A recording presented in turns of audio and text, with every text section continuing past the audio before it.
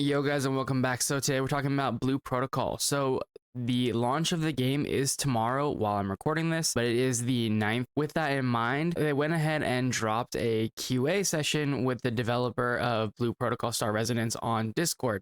And I started to read it, and some of the answers really got me excited, and so I wanted to kind of share that with you and kind of talk about it a little bit more. So let's just go ahead and jump into it. Okay, so first they said, we're seeing some incredible community trends already, like the ever-growing Airona cult. Be honest, are the devs aware of her popularity in the West, and are any surprises planned for die-hard Airona fans? It's truly crazy to see fan movements like the Airona cult take on a life of their own, and yes, we've seen the memes, by the way.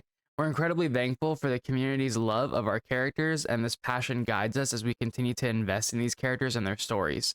We've already introduced an Airona-themed avatar frame through our Discord quest rewards and are currently developing more character-inspired accessories for players to proudly display their favorite characters in and outside the game. We're listening closely to player feedback and are already planning more exciting in-game events and community programs inspired by community trends.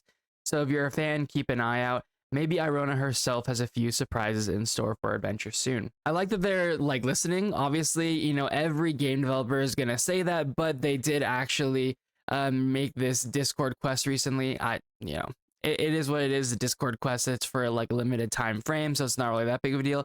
But it is still cool that they're trying to do stuff not just in Blue Protocol and, you know, before the game launches and all that. So I am excited that they are listening, and hopefully they'll continue to listen as the launch of the game happens and we start playing more actively. If you guys have been enjoying the video, you know, feel free to like the video down below, comment if you guys have any discussions or anything as I'm going through this, and, you know, subscribe to the channel if you want to see more stuff like this or other Blue Protocol content. We're going to be making guides and other videos, you know, especially in the coming days and weeks. I'm excited to see you guys there. And don't forget, I stream every night after 8 p.m. PST over on Twitch, and we'll be streaming every single day for the Blue Protocol launch pretty much all day. So we'll be around at any time that you might be watching this video or just hanging out in general. It's no secret that many MMOs developed in Asia haven't always been as communicative with their Western audience. Will there be opportunities for Western players to interact more directly with the developers, or a plus team like Q&A live streams, contests, or in-game events? As an MMO, Blue Protocol Star Residence will ultimately be defined by its community. As the community grows and evolves, we want to do our best to ensure everyone feels heard and has their questions and concerns answered, regardless of the format. We're excited to spend time with our Western players and would like to continue to hold opportunities for direct interaction, just like this Q&A. To me, this is peak. This is what I read and I wanted to talk about, because so many games, exactly like it says, they don't interact with their Western player base, and it's such a missed opportunity every single time. One of our biggest complaints about Lost Ark over the last 3 years that we've been playing it is that the KR devs treat us like we don't even exist. Now, granted, I get it that, like, in terms of the three regions, China, KR, and the Western global audience, we are the smallest, but we weren't originally. And if they had done their proper due diligence, if they had done more to reach out and take communication and feedback from the Western audience, we could have seen a much different story. There was a time when Lost Ark had 1.2 million players. That's a missed opportunity. You know, unfortunately, a lot of people saw it coming, a lot of content creators saw it coming, and a lot of people had worries earlier on before people dropped off the game. Sure, you know, the 1.2 million was right at launch, but we did hold like a solid, I think it was like 500,000 for like over a year. It's not like Lost Ark started out as a dead game. There's a lot less players now for sure, but we had a lot of players for a long time. Don't quote me on the 500,000 thing, but I think if we go back and look, it actually kind of makes sense. I'll try and see if I can find a graph for you guys and post it on here too. Anyway, not the point. The point was that if they had taken more feedback, we wouldn't have lost nearly as many players, and we wouldn't be in the position that we are in now. And to be honest, like, it just sucks. Every time there's like a big low on or whatever, it's always, you know, like, we get to watch whatever, you know, KR is getting first. And then, you know, they don't mention us at all or anything like that. And then eventually later on down the line, you know, Rox and the AGS team release a video talking about kind of where our roadmap is going and things like that. And that's great. I really appreciate that AGS is doing that, but I don't feel like it would be the end of the world to take, 30 minutes away from their ridiculously long live streams and just like talk a little bit about like a roadmap for global, or talking through some QA questions from the global audience, for example. Like, I don't think that that would take away from their overall live stream, and they could even fit it at the end. It could be like a special global section or whatever. Regardless, this is just really nice, and I'm really appreciative of the fact that they said that they're going to be continuing to talk with the Western audience. Now, obviously, talk is cheap, but at the end of the day, I want this to be the path forward for everyone involved. And if it is, and it's properly done, and they really do communicate with the Western audience, I truly believe that this game can have a larger Western audience than most of our other Asian MMOs. The player base is going to be here for this, I think, and I think they're going to be happy that they're going to be communicating. The Western community has grown tremendously since day one, and many adventurers are eager to contribute to the world of Regnus. How do you plan to further engage and involve the community going forward? And again, these questions, right? They're so good, and they're just right now they're kind of nothing burgers, admittedly, right? But the idea is that they're asking questions and telling them like, hey, we're worried about you making sure that you're having proper conversations with us and paying attention to us. That way we don't leave. This is really good. As we continue to grow, engaging with the community is a core pillar of our philosophy.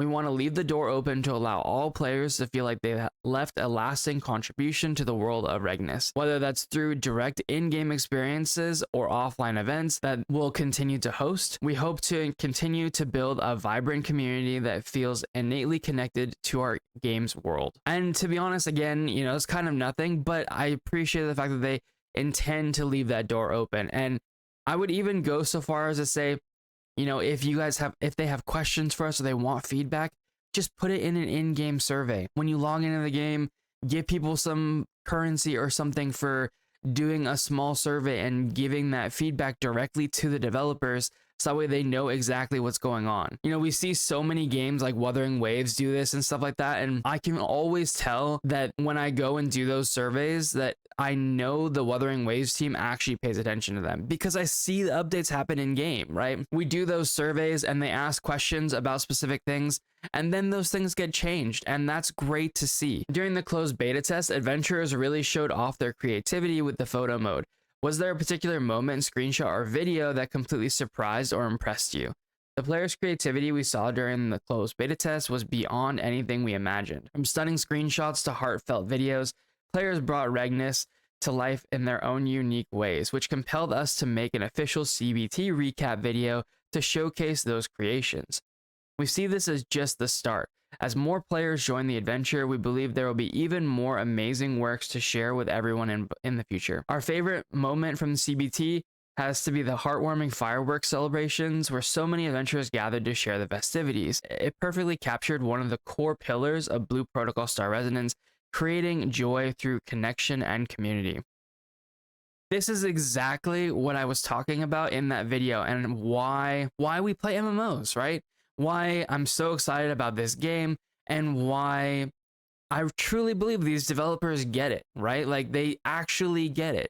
The social part of an MMO is actually super, super important, and these guys fully seem to understand that, and I'm excited to see what they can do and see how the game and the community evolves over time. This is phenomenal for me, and I love everything about their answer, because that's how I felt too. My favorite part of the entire closed beta test wasn't the combat or the experience or learning about the world. It was being at the fireworks celebration with all those people and everyone just being so freaking nice in the chat and just being happy people. Just being surrounded by everyone who's just enjoying themselves is a whole different experience. Without giving too much away, can you tease whether any characters or areas from the original Blue Protocol might make a return? We know many adventurers feel deeply connected to the original Blue Protocol and its world and characters. In fact, a big reason we took up this ambitious project as a team was because of our shared passion for the IP, and obviously our undying love for a proper anime MMORPG. Many of us on the team were huge fans of the original Blue Protocol and completely understand the appeal of characters like Festa. While we can't share concrete details yet, We understand this is a hot topic amongst the community and are carefully considering all possibilities. Ultimately, we want players who love the original Blue Protocol to feel rewarded for their history with the game. Personally, to me, this doesn't really matter too much. I didn't really follow Blue Protocol too heavily originally at the launch because I was still trying to wait for it to be, you know, part of our global experience. And by the time we kind of got closer to that, it just got canceled. So then it felt like it was dead. But I'm happy to see that they are able to understand that people originally valued the experience that they had in the original Blue Protocol and want to keep that as part of their, like they said, history with the game. Many players are curious about additional language support and voice options. Are there any plans at the moment to implement support for other languages? Multi-language support has been brought up many times in the community, and we completely understand the players' requests. As many people may know, MMOs are extremely text-heavy titles, so there's a lot to consider when implementing a new language, such as UI, quality of the translation, tone of voice, and more. Implementing a new language is a huge undertaking, and we want to be sure that any language implemented is both done correctly and also passes our quality bar. I think that's really good. A lot of games have been dipping more into the AI, you know, text-to-speech stuff, and man, it has not been working. So I'm hoping that they do a proper job with this, and if they are going to add more languages, to make sure they're done well and with, you know, high quality standards. Because, like, even to be honest, you know, I've been playing a lot of Destiny Rising lately, and it's very obvious that they're using like AI to do at least some of their text and then a decent part of their voice, or at least parts of it for sure. And it's such a turnoff. Every time I hear it, I'm like, oh my gosh, that's so obviously AI. That's disgusting. You know what I mean? And that's just kind of the where we're at in the world. People don't want to feel like AI is taking over their storytelling or their voice actors or anything like that. We love our voice actors. There's so many voice actors in the gaming community, even in, you know, English or Japanese or whatever. When I was playing the game in Japanese for the closed beta test, I was listening and being like, is that Lelouch? You know what I mean? Like, you hear those things and it's like this sudden click, this connection that you have with not only that character, but suddenly the game and this world.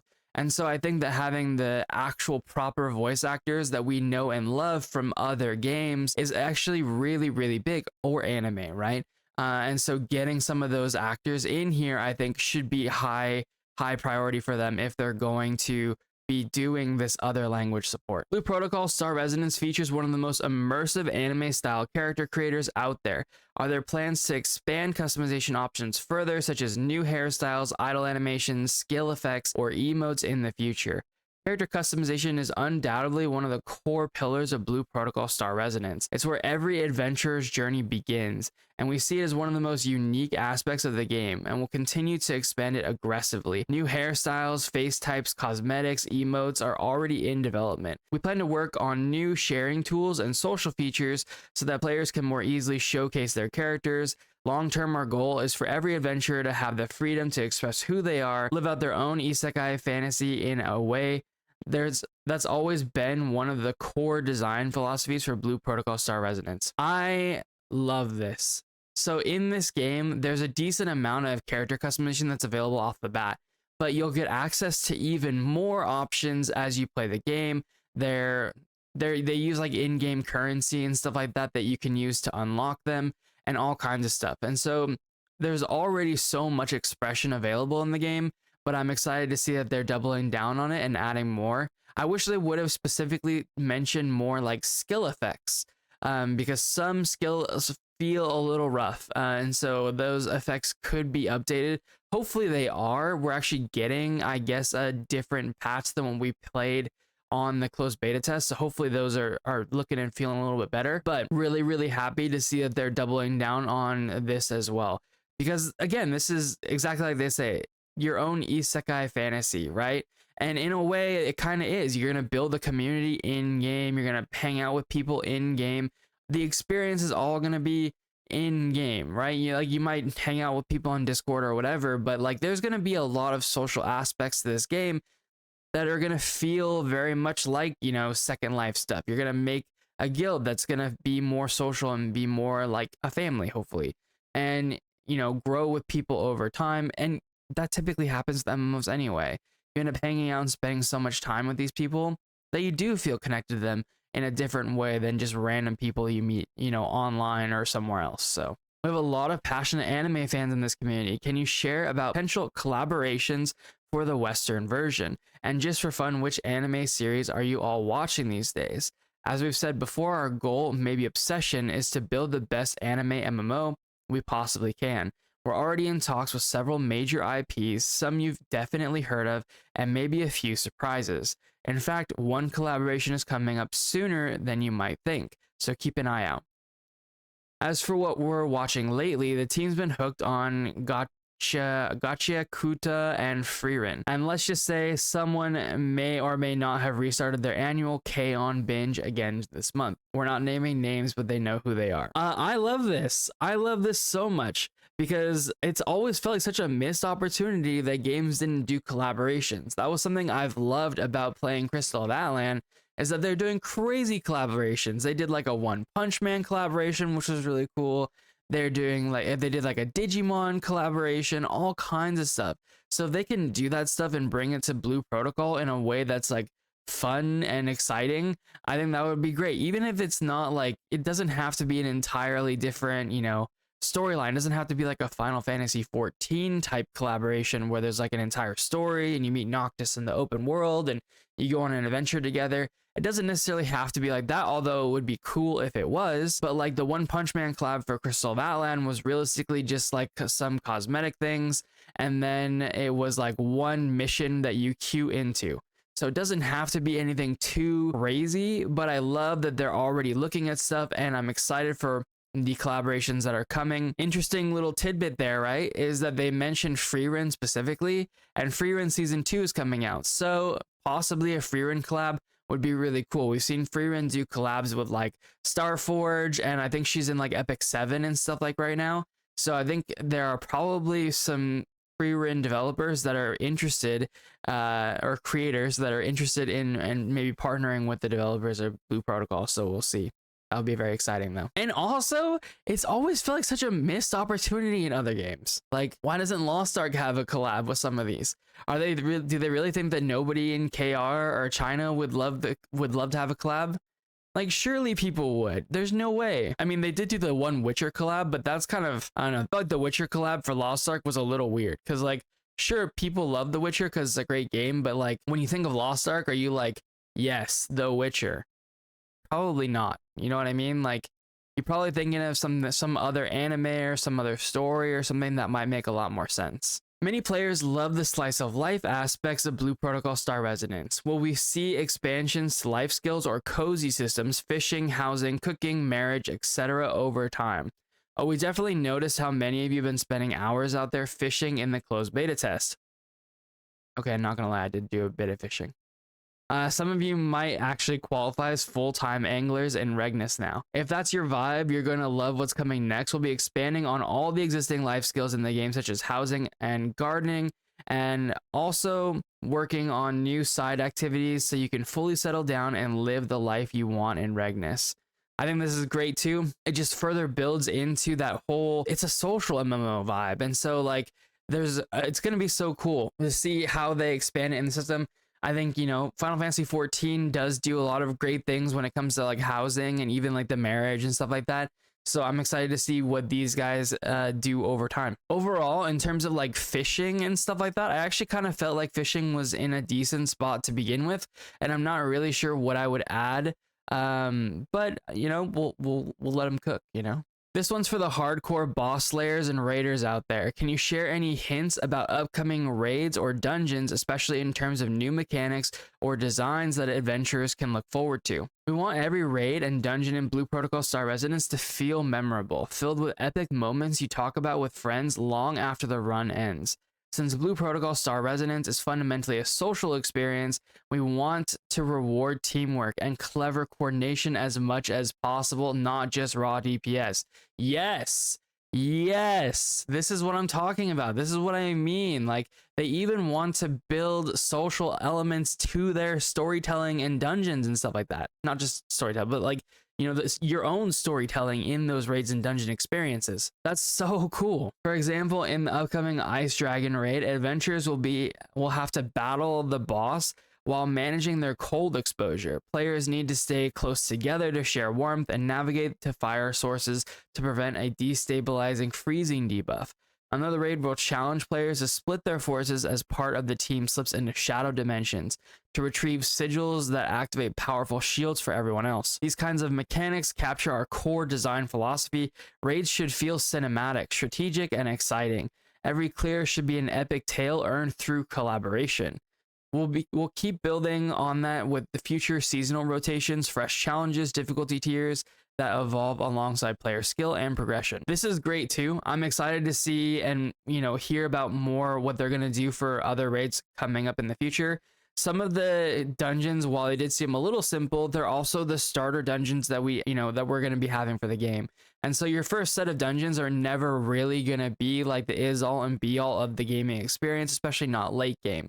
If you go back and look at some of the early dungeons that we had for like Wailing Caverns or Art Ragefire Chasm or whatever, all those early level dungeons and even all the dungeons early on in Vanilla WoW, they weren't really challenging or difficult compared to what we have now. We have a lot more things going on, interrupts that need to be, done, stun rotations, etc.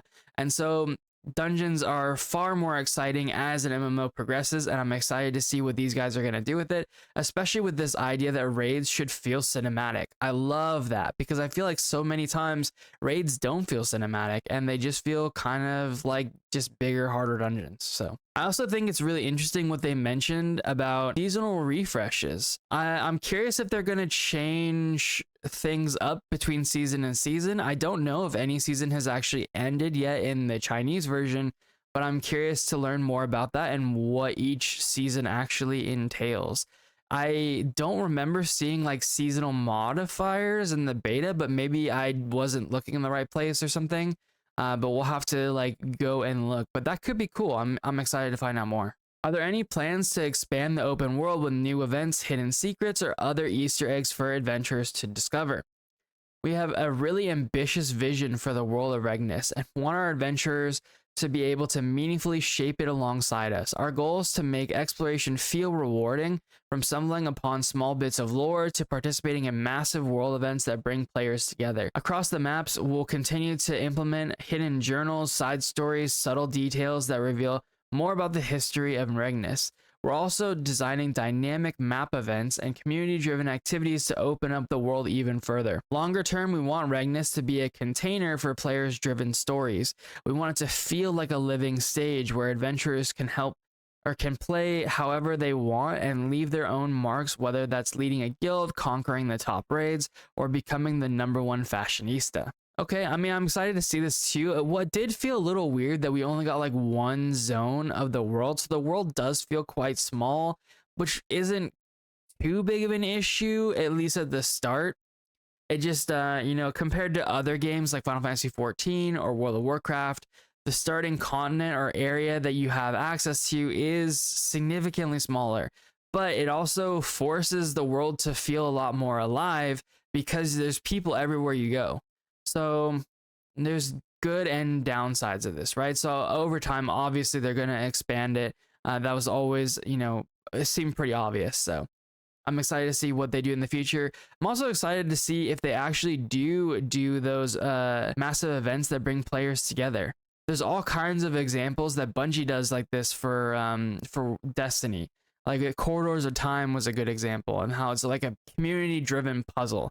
And so hopefully, we can get some kind of activities or things like that to kind of really get the community involved and, working together to, accomplish some goal. Different MMOs, especially anime MMOs, have different core philosophies on how to approach the story and narrative design. This has been something many players have been curious about for Blue Protocol Star Residence. Can you share how the narrative elements might evolve or deepen in future updates? We recognize that storytelling is a big part of building an MMO and shared universe. As Blue Protocol Star Residence grows, so too will its story evolving alongside the players who shape it. That said, we never want players to feel confined by a single storyline or direction. Regnus is meant to be a living, ever-expanding world, one full of infinite possibilities. Our goal is to give every player the freedom and tools to craft their own journey, create their own memories, and write their own story within it. It all sounds good. But to be honest, from what I experienced in the story so far, I actually quite liked it.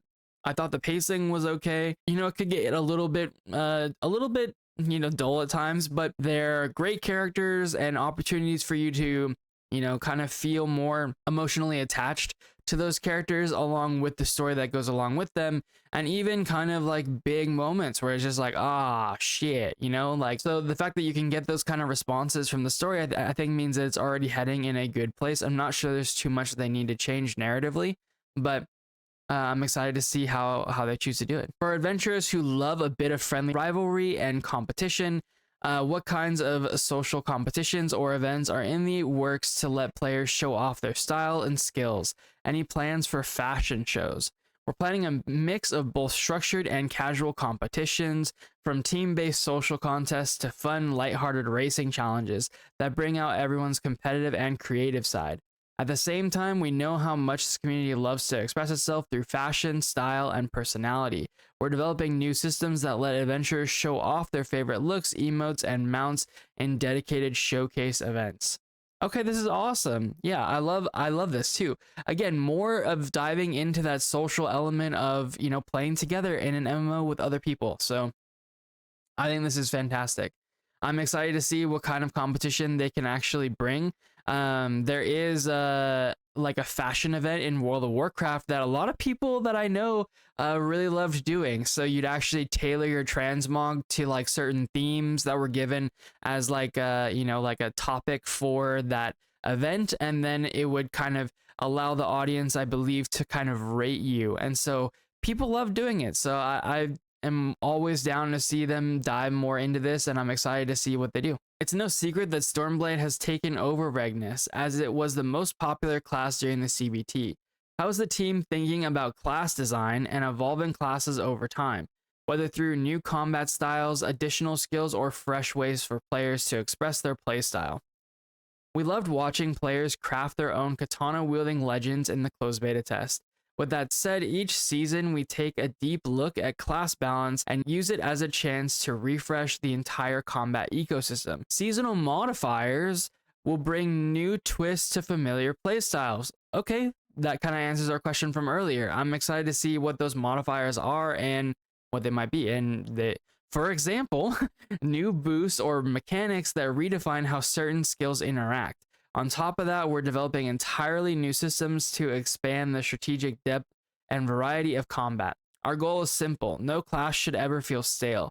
Whether you're mastering the Stormblade or experimenting with something brand new, every season should make combat feel expressive and impactful. Fantastic goals. Fantastic goals. I feel like that's something that not very many games do very well. And weirdly enough, something that Lost Ark does do fairly well is that they do have balance patches where classes get, you know, major quality of life updates and stuff like that. But inevitably, there's always like that one or two class, right, that kind of gets left behind. So I hope they do a better job of balancing this than Smilegate does. I have no doubt in my mind that they can. I think the classes, at least that I've played so far, are all in a pretty good spot to start for sure. So I'm curious to see how the seasonal modifiers aspect will work, but if they can really add seasonal stuff that changes how classes feel from season to season, hey, I'm all for it. That sounds great. That's like a, you know, Diablo or a Path of Exile type thing in an MMO. I'm down for that. That sounds awesome. Guild halls have become real hangout spots for adventurers. What kind of new interactive or community features are being explored to make those spaces even more lively? Guilds are the heart of Blue Protocol Star Residence's community. We're currently developing new guild-based activities, including cooperative missions, mini games, and social events. Awesome. Mini games are definitely needed in this game. As the housing system evolves, we also plan to introduce guild hall customization and more interactive layers, decorations, interactive props, and even functional stations. Okay, that'd be cool to do like your crafting and stuff like that in your guild house. That'd be really cool. Our dream is for every guild hall to feel like a true home in Regnus, a place to laugh, relax, and share stories with guildmates after a long day of adventure. Okay, very cool. Yeah, I'm excited to see how they kind of advance it. The guild hall did feel a little bit barren but I also think the guild I was in wasn't very serious about doing stuff in the guild hall very much. And so actual guild on launch, I think, are going to do a lot more in their guild hall, and just have more interactions with people. So that'd be great. I would actually really love to see the functional stations there. So there's two things about this though, and people will always go back to the days where in World of Warcraft, in our garrisons, we had the ability to do all of our crafting there, and so people didn't really leave their garrisons.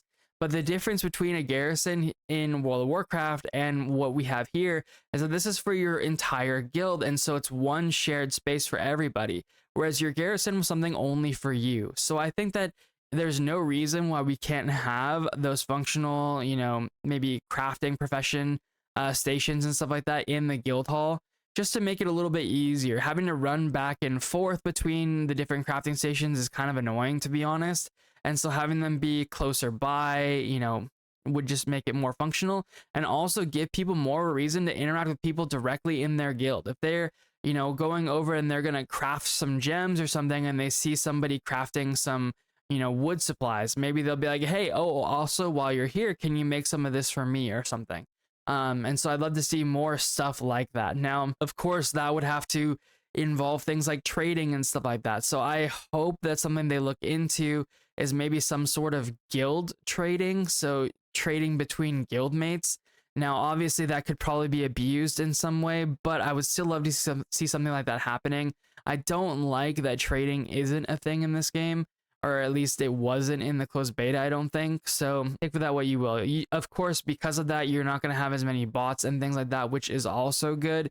But we shouldn't sacrifice in-game features and, social interactions that we could have with other people in-game just because it could lead some bad actors into doing some bad things or having some bots. So the Western community is basically turned into a think tank. Tons of amazing feedback, bug reports, and well-constructed suggestions. What's the biggest things the team is prioritizing based on the input? We're incredibly grateful for all the detailed feedback from the Western community and have spent a lot of time going through all your comments. As with any major launch, our first priority is to ensure stability, fixing bugs, improving performance, and making sure everyone has the smoothest possible experience in Regnus. These technical updates might not sound flashy, but they're crucial to building a strong foundation for the game's future.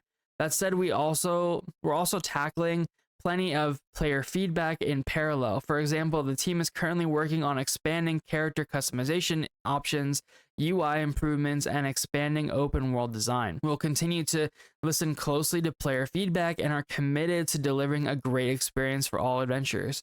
Great, this is amazing. I really hope that they take this to heart and really understand that the Western community, well, one, really loves them. Like, people have been really passionate about this already, even in the comments of my previous videos.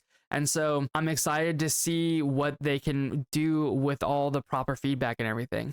I always talk about it and how amazing it is to have feedback, but it truly is. Like, as a software engineer, I worked as a software engineer for over 6 years. During that time, the number one thing that I wish I had more of was always feedback. If you have enough feedback, you can build great things.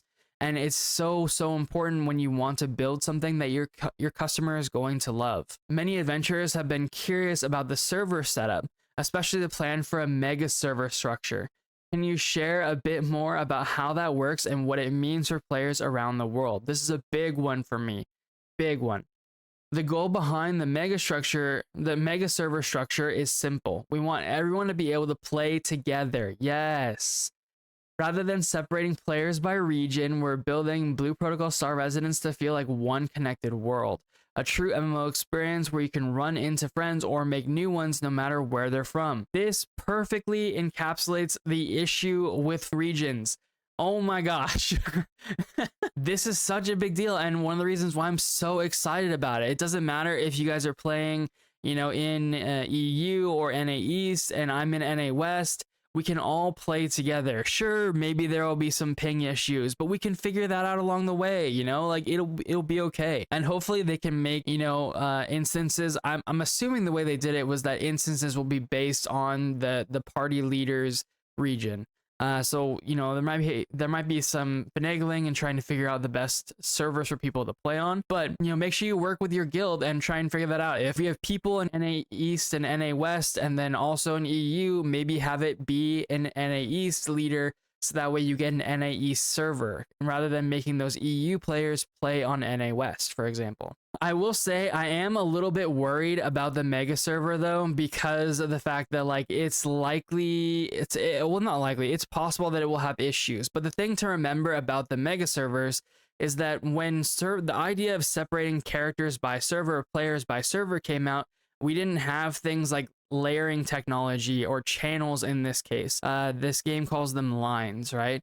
So that's the ability to essentially split players up into their own phase or into their own version of the world, their own instance of the world. And so if it's set up in a way that allows those different lines or different channels to be set up essentially as different servers, they just have more interaction between the two, I think that would be amazing, and it could definitely work and maybe even not have a ton of bugs. So we'll have to see. Obviously, it's a pretty big endeavor, but I think that it's a fantastic way to go and really will allow players to interact a lot more together, which is the goal, especially of their social MMO. Okay, auto battle has been a big talking point in the community. Some adventurers love the convenience, while others prefer a more hands-on approach, especially in more difficult content. How does the team view auto battle's role in Star Resonance? How might it evolve going forward? Auto battle has definitely been one of the more talked about features within the community, and that's something we completely understand. From the very beginning, our philosophy has always been to make the game approachable for all types of players, while still rewarding the mastery and skill associated with manual play. Auto battle is designed as an option meant to give select players more flexibility throughout their journey in readiness. As the game continues to grow, we'll keep fine-tuning where and how auto battle applies, especially in higher level or competitive content. Our goal is to make the game accessible without ever compromising the sense of challenge, creativity, and teamwork that define the MMO experience. This is something I do worry about. And the reason why I worry about it is, I don't know if you guys have watched 1010's video, but 1010 has mentioned multiple times that the way the wolf bow character plays, so it's the archer that's like the beast archer, the way that it plays is if you auto battle, you're gonna do more than 80% of other players in the game, because the auto battle for that character is apparently busted, and it makes you attack faster than you can actually attack yourself in the game. Stuff like that needs to be fixed. Auto battle should only ever be, I think, about 60% of what a decent or good player should be able to accomplish if they're playing the game. And if you're looking at a scenario where most players should just hit auto battle rather than play the games themselves, because it doesn't work the same way and it has some benefit for the auto battle that you don't get for the player, that needs to be fixed immediately, in my opinion. You shouldn't have the ability to really phone it in that much, and also players shouldn't feel like they're encouraged to. If people want to play the Wolfbow character, they want to play the Wolfbow character. They're probably not playing it so they can go and hit H and walk away, you know? So I'm hoping that they do a better job of balancing this than they currently have been doing, but we shall see. Now, I know that that was before the patch, and things are better now in the version I believe we're going to be getting, but it's still, I think it still works that way that Tenten mentioned, that like literally it's like basic attack shoots faster than you can even if you were to try and base attack yourself. So I think that's ultimately a problem. And that's actually kind of funny because we were talking about that last night on stream too. Adventurers play Blue Protocol Star Resonance on all kinds of setup and devices. How is the team thinking about accessibility, UI updates to make the game more comfortable and welcoming for everyone? Right now, PC and mobile versions each have their own UI designs. I really like this, even though they're somewhat similar, and you do kind of get a little bit of a feel that like it might have been influenced by phone UI. I think that might actually just be a design choice because it does seem apparent that it is a PC UI. Carefully optimized for how players interact with those platforms. We're constantly refining both based on player feedback, especially around clarity, comfort, and control. We also plan to optimize the UI layout, which will let players freely arrange, resize, and personalize their interface to fit their playstyles. Yes! Yes! Like, man. when games started doing this, I'll never forget when Final Fantasy 14 launched and you could do this. It was so awesome to be able to change the UI any way that you want. And it really, I think, took inspirations directly from like weak auras and stuff like that in World of Warcraft. A lot of, high level players have been playing World of Warcraft for years now, using fully custom UIs, using weak aura add-ons instead of the default UI. And to the point where they actually had to add that into the base game, so you had a lot more customization for the UI. Some people stopped using weak auras, but not everyone, and myself included. I still use a really nice, weak aura design whenever I go back and play World of Warcraft. So I really like to be able to fully customize my UI and put things where I want and have it look a certain way. I find it's very helpful in combat too, because if you find that you're one of those players, like personally in Lost Ark, I don't like having to look away from my character to find my health bar and stuff. And so if I can have my health bar closer to my character so I can see it at all times and not have to worry about looking to the left or looking to the right or whatever, looking bottom, then I can always keep better track of my health bar and make sure I don't die. All right, we're just days away from setting foot in Regnus together. It's literally tomorrow.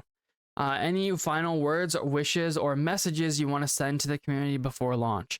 Working on Blue Protocol Star Residence has truly been a dream come true, not just as developers, but as fans of the original Blue Protocol and believers in the magic of a true anime MMO.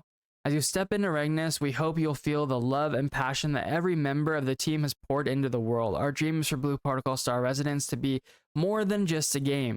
We want it to be a place where adventurers from around the world can create memories, stories, and friendships that are uniquely their own. Thank you for being part of the journey with us. Let's take our first steps into this new adventure together. So well said. So well said.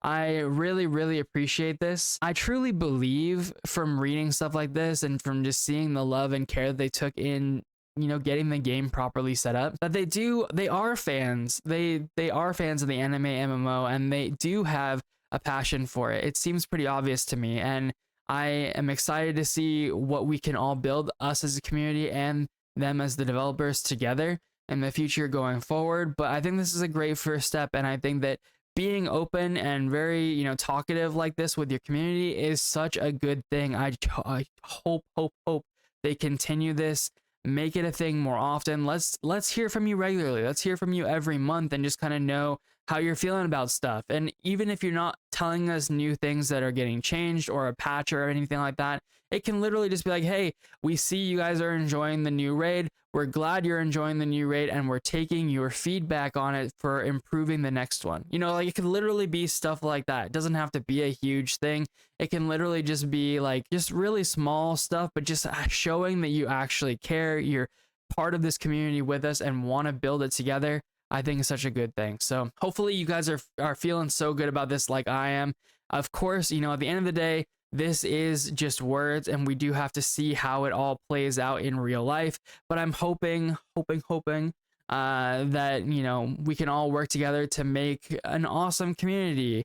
I'm, so excited to be part of the, the happy community that we were all together for in the closed beta test. And I'm so excited to see, more people joining that community and getting to explore more of the world and the game with us. So if you guys like the video and want to see more stuff like this, feel free to like the video down below. Comment down below if you guys want to talk about any of the things we talked about here or have any questions or anything. I'm always down and also trying to answer every comment when I can. And yeah, feel free to subscribe to the channel if you guys want to see more stuff like this, and I'll catch you guys in the next one. Oh, and don't forget, we stream every single night after 8 o'clock p.m. PST until like 3 or 4 a.m. And we're going to be streaming the launch of Blue Protocol along with, just a ton of Blue Protocol in the coming weeks, pretty much all day, every day, and making content during those times as well. So anyway, I'll catch you guys later. Have a good one. Peace.